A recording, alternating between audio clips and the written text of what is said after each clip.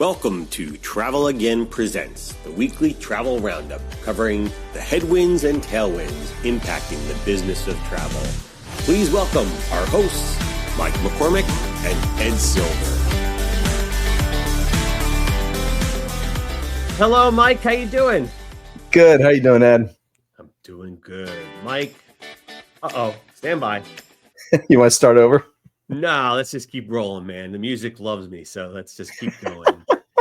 Sometimes the music just wants to keep going. Mike, this is a special edition of our podcast today. Are you aware of that? I am aware of that. All right. This is called a Spotlight Edition, where we focus on a specific product, person, company, innovation, or in this case today, we're going to focus on some new research. Today, we'll be reviewing new research out from Phocuswright entitled Travel Innovation and Technology Trends 2025 Report. What do you think of that? I think it's great. What I like about our Spotlight product is that it's a nice way to kind of a little bit of a balance between, having a full length episode where you have to devote a little more time to something where we pick out something like in this case, a terrific piece of research and really, drill in on it a bit, but something that you can kind of, we help you tell what it means. We give it context and, hopefully help you make better decisions out there in the marketplace. So I think in this case, perfect example of how the Spotlight product is really helpful for, how we deliver media and deliver content. So I'm excited to do more of these and certainly do more of them in partnership with Phocuswright, our new partnership, which I think is fantastic. I mean, the things we've been talking about bringing, their terrific research and insight and events, and putting it together with our advisory capabilities and kind of, helping companies put this intelligence into action is, a great combo. So, and this again today is another way we can highlight that. All right, well said. Mike, with that, let's bust right into it. This research report was written by Michael Coletta. Michael is the Senior Manager of Research and Innovation at Phocuswright. He has served in a variety of high-level roles spanning 25 years in the travel industry at startups, corporations, and digital agencies. At Phocuswright, he oversees the company's technology and innovation research efforts, recently concentrating on the impact of AI and digital identity on the business of travel. Mike, please welcome to the stage Mike Coletta. Mike, nice to see you. Thanks for joining us. Thanks for coming. Yeah, thanks for having me and looking forward to working with you on the partnership. That's great. And so, I mean, jumping right into it, tell us a little bit about this research you've created. I know a lot of time and effort goes into every piece of Phocuswright research. One of the things, again, for our partnership, my past experience with Phocuswright, years ago, I'm really proud. I think the research that you guys do still continues to be best in class. And this is, another great example of that. So tell us a little bit about the research you created and a couple of the headlines, if you were to pull something out, where would that, what would be your headlines from your work that you've created? Sure. Yeah. Well, it's pretty much fully focused on the impact of generative AI, perhaps not surprisingly, but of autonomous AI agents in particular. So I think everybody's probably hearing a little bit about them these days. If you're not familiar, this would be AI tools that can not just provide information to you, but go out on the internet and take action, do things for you. So it's about that really specifically, as well as the convergence of generative AI and these agents with digital identity. And we did put this report out for free.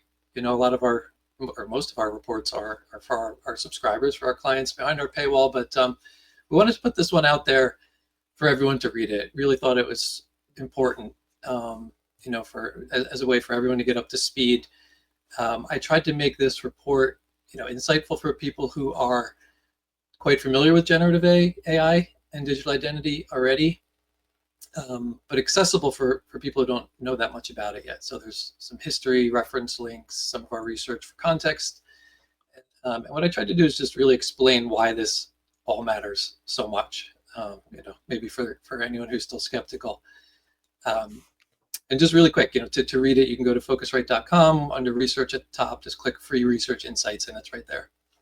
Mike, So- I'm going to make this research available at our website as well with the permission of Phocuswright. So either Phocuswright or travelagainadvisory.com. Make it easy to find. Yeah, thank you. So the headline, as a synopsis of it, we covered basically 5 trends in the report that we think are the key areas to watch this year and beyond. 4 of them are the specific ways that generative AI and AI agents are going to impact the industry. So we carve those up as the impact on travel company operations, and then the in-destination experience, travel distribution, and travel marketing. So we really focused on the ways that generative AI and agents may transform those areas. And then the 5th trend essentially is how generative AI and agents will convert with digital identity. So I think the first thing to start with is that agents, these autonomous agents, they've been around a while. They just never worked very well, but they're becoming quite capable due to the latest breakthroughs in the models, with computer vision and reasoning abilities in particular, so they can understand what's on the screen, how to navigate the internet, how to break tasks down into goals and accomplish them. So an important milestone, I think, is good for context. I talked about this milestone in the report. OpenAI's latest Model 03 scored an 87.5 on the ARC-AGI benchmark. That's a metric that tests its reasoning and problem-solving capabilities. 85 was a pass. So it passed. Again, I think that's a big milestone as far as explaining why this is all relevant right now. We're crossing that threshold. As your audience, I'm sure, is aware, OpenAI launched Operator in January. With all these launches, travel is always one of the use cases that they provide. The other day, they launched their developer tools. This was yesterday, as of when we're recording, for people to build agents on top of their technology. So, now's the time that we have capable agentic AI tools in people's hands. So we really will be seeing a lot of activity this year. And I'll say, I've tested some of these tools. They're still a little bit disappointing, and maybe they work well in other industries, but in travel, they just struggle with date pickers as they're trying to navigate websites, for example. We saw operators working with launch partners like Booking.com and TripAdvisor. They're obviously working through these issues. So, we're almost there. Even the new one that was announced the other day and got some attention, Manus out of China, from what I've seen, it struggles with travel as well. And I do post a lot about, my experiments with a lot of this stuff on LinkedIn, if anyone wants to follow there. Well, there is so much nuance, as you know. I mean, and we know, being in the industry, there's an incredible amount of nuance in travel, both in terms of everything in the intent and planning and the inputs in, but also very much the what's behind the scenes to execute ultimately a travel booking. Still to this day, it's still one of the most it's a spaghetti maze of interactions and dependencies, and that make it very difficult, I think, and most certainly one of the most challenging industries.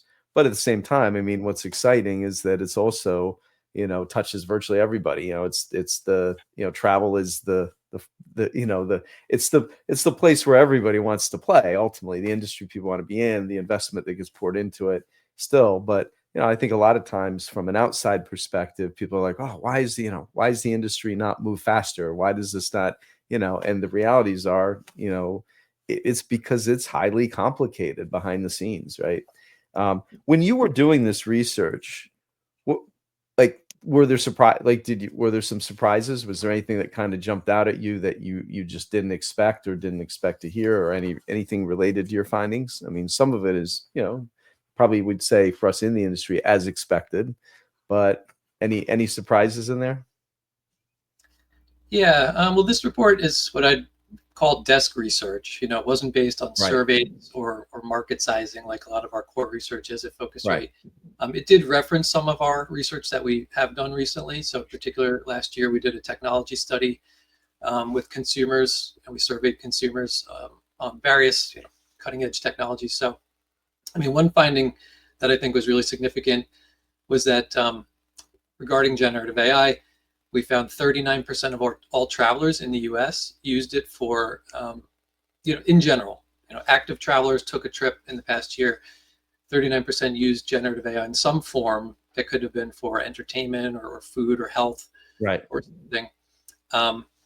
But when compared against other kind of measurable technologies like virtual reality and augmented reality, it officially leapfrogged those technologies, which have been around a lot longer, right? So that's kind of a milestone, I would say, just Right. points to how heavily it's being used, how fast it's growing. And then just for context, the overall rate, of use for travel specifically was 18%. So, not mind blowing quite yet. But we're going to keep measuring that, and I'm sure it's going to continue to grow rapidly because travelers also told us they're very happy with the results for pretty much all travel use cases that they're using it for. Planning Look, on a personal level, personal level, we've already, I mean, I use it, my family uses it. I mean, in a way of like, in the planning, like I'm going with my family to, on spring break. When we're there, it's a place we haven't been before. What can we do? Right? Like, tell me, give me ideas, give me a sample itinerary, give me some, like, it's like that next level of, it's not the fun. It can be the fundamentals of, we got to get flights, like what order I go, what's the best, but a lot of it is like those kinds of things where it's like, even just to have a starting point. Now, again, this will all evolve, right? As that matches up with intent and the tools get better and but it is interesting, and it's really, rewarding. It does, in a way, it's like the stuff that, the reason why you'd go to personally to a really good travel agent, that you've used over the years, right? Because they would know all the places to go and things to do, but that's obviously that industry can't support on a broad scale that level of expertise being out there. So maybe this, takes us there, right, in a whole new way. Mike, But it is interesting, right? Yeah. why do you think every time something new comes out, like Operator, why do you think travel is always one of the first use cases that are Yeah. shown? I was always curious because there's plenty of other shopping, methodologies out there. Why is travel always way up there in the use case? Yeah, it's exactly what you talked about. It's complicated, but it's fun, I guess, to put it really succinctly. So I Right. think everyone sees it as a challenge, a good challenge that it still struggles with, really. I mean, you have your Yeah. hallucinations in there. It Yeah. struggles with space and time. If you have an itinerary and something gets delayed and everything else needs to move, I think it would struggle with that. But it's getting better all the time, and I think we'll get there. So yeah, I think it's just a matter of a fun challenge that all these companies seem to want to tackle. And right, everybody does it, so it's popular. I mean, everybody shops, everybody needs health advice, but travel, I guess, is the more fun one. And then just what you were saying, kind of, it acts kind of like a travel agent. To jump ahead a little bit, I do see it going more and more in that direction. I mean, Okay. I think our interactions with computers will evolve, and particularly with these agents. Ideally for me, I would be having a verbal conversation with my agent like I would have with a real travel agent. I shouldn't have to type everything. I'm sick of typing for sure. Type too much. So, just talk, and I can go out and research either in real time or kind of go do research and come back. But it should be able to bring me, what I need to know, what I need to see, prices, photos, videos, maps. So, I think dynamic UI will be a big deal, and one of the next shifts that we'll see. It's generative AI. It should be able to generate content in whatever format works best for me to understand it and make decisions, for travel, but really for everything that I'm trying to make a decision about. Yeah, I was kind of that leaning towards that. That was the next place I wanted to go, is, a little about where this is all going. And as you were saying that, it actually triggered something for me, because like when I use generative AI in other ways, right? Not for travel, but just for other means, right? One of the things I find, I get more of the prompting of, hey, you just you just asked me for this, you just this, like the anticipatory stuff that comes back. Well, do you want me to create, this, or do you want me to go here or here, or here's some other questions that you might want to ask, kind of thing, right? And I don't, with the travel applications I've seen so far, there's not a lot of that. It's just kind of like I ask a question, I get an answer. It doesn't always seem to know, or at least very little of getting more of that. Hey, now that you asked me about, getting like the best ways to get to this remote destination, would you like to have, like, what more would you, we're anticipating? Well, do you already have a place to stay? Where do you want to go? Are you going to do some other things while you're there? Is this over weekend? Is this it? It's like I have to feed that information in to get that answer. And I think with travel, that's one of those things too, where travel is very iterative. Like you do a lot of, it's not linear, or just with like a few forks in the road. It's like a lot of times it's like I think, you may, in the travel planning process, it's like, especially for leisure, personal use, like you could have a lot of different ways you could go, right? That might change your whole thought about the trip you're taking. And I think that's also it's harder, right? To your point, it's more complicated, but I just see that was one area to me that really jumped out. That was like, we're not there yet, right? And that'll help the adoption. But other things you're seeing, like next, as this rolls out, like things are moving quickly in some ways, but as with travel, with not always the fastest. What do you see in the next couple of years? Like, what anything jump out at you in terms of where this will go, or what, and actually kind of more tangible things we'll see in the experience with travel? Yeah, just on that last point, that's the threshold that we're crossing. We're going from it spitting information at you to becoming more of a conversation. Yeah, Powered I by think these to your latest point, models. and potentially verbally, not just, as you said, not just typing, right? Yeah. Right. Yeah. Yeah. Well, another interesting finding I wanted to share was that 40% of travelers told us that they are interested in booking using generative Right. AI. That's really not here yet, but to me, that's a significant number. Interested in doing it as it becomes available, whether that's inside the AI platforms or using these autonomous agents. That interest is really there. So you're asking about what else is on the radar for the next few years? Yeah. What else do you see looking ahead? Like any other, like, this will, again, on an iterative basis, keep changing and evolving. Any other big milestones or things you see ahead that we should be looking out for? Any other trends we should be paying attention to here related to this? Yeah, well, related to the 5 trends in the report, right? Again, company operations, the in-destination Yep. experience, distribution, marketing, and then the convergence with digital identity. We could dive into any one of those. They're all covered sort of, a high level in the report. I just tried to hit the main points. But then we're going to be doing a series of online events this year through the spring into the fall, where we'll be bringing in a panel of experts to really dive in, Right. get some outside perspective. And those are free. And these will be, public kind of webinars.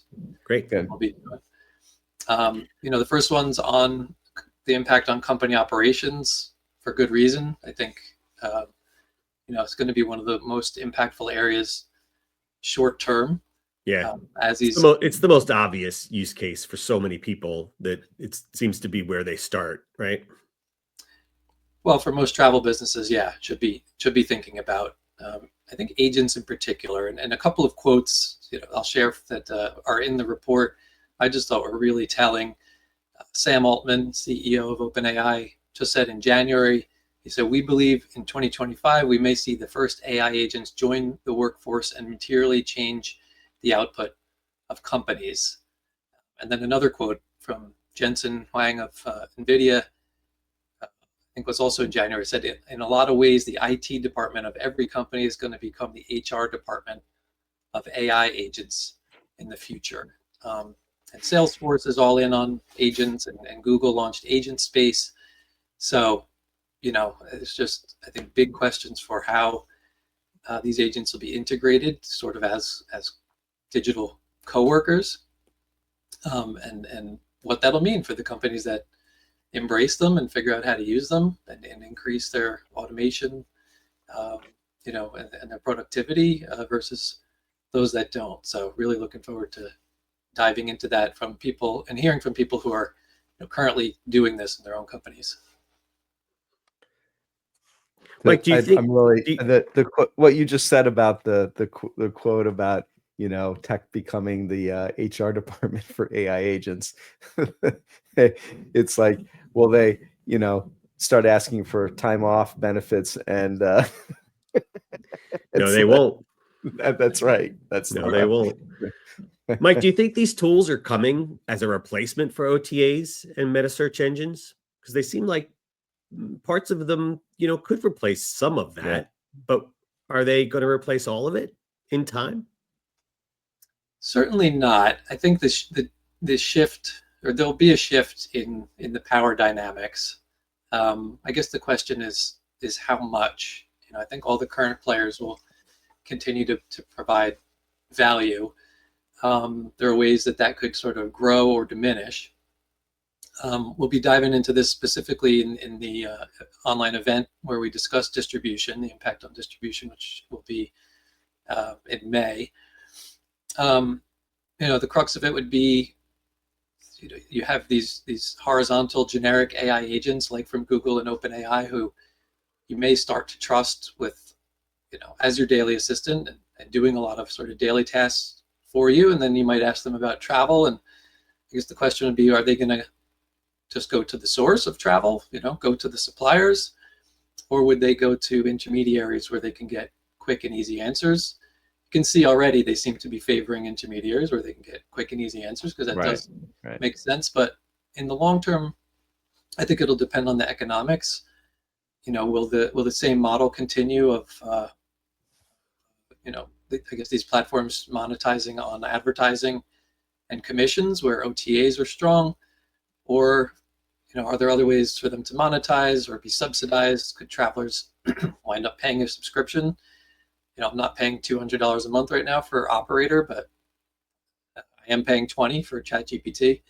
So, if I'm paying up front, kind of like an Amazon Prime model, how much do they need to monetize on the back end? Can that make them be more agnostic in terms of where they book rather than favoring, say, OTAs who are paying them? So I think that's one question. And then, would I go to my Google or OpenAI assistant for travel, or would I go to Expedia or some startup that builds something amazing? Because just travel is complicated, and I know it'll work better.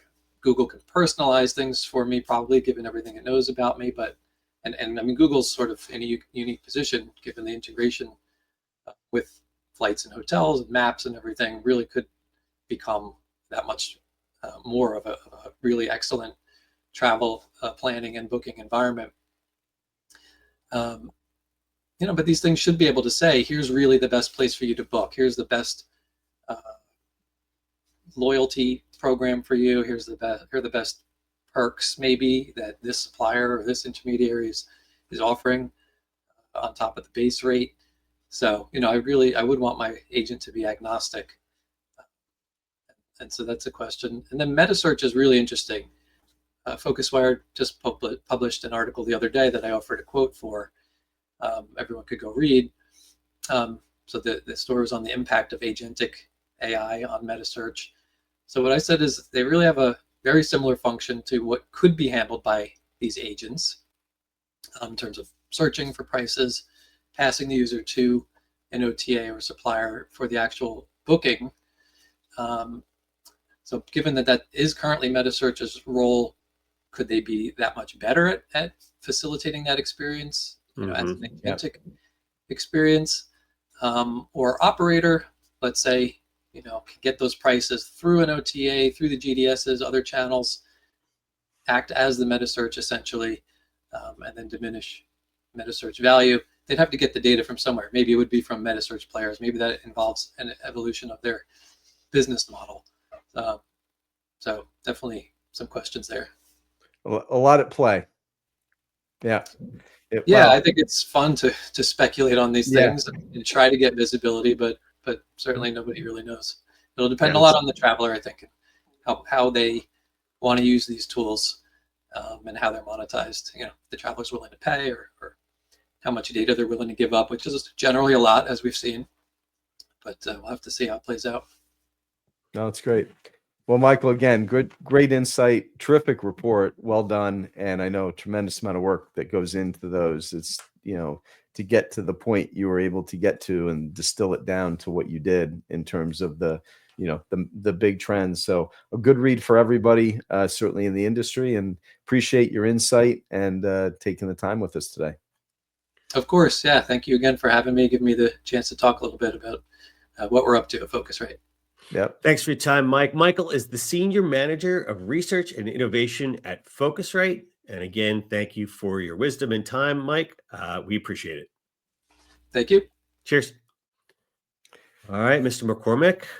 Well, again, What great. do you think? Yeah, really good. I mean, really enjoyed the interview. I mean, time. I think, it's one of those, it's hard because you really do have to,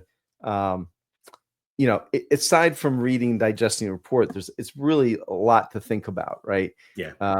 His comment was really funny. It's true. It's like it's like fun to speculate at this stage, right? Because,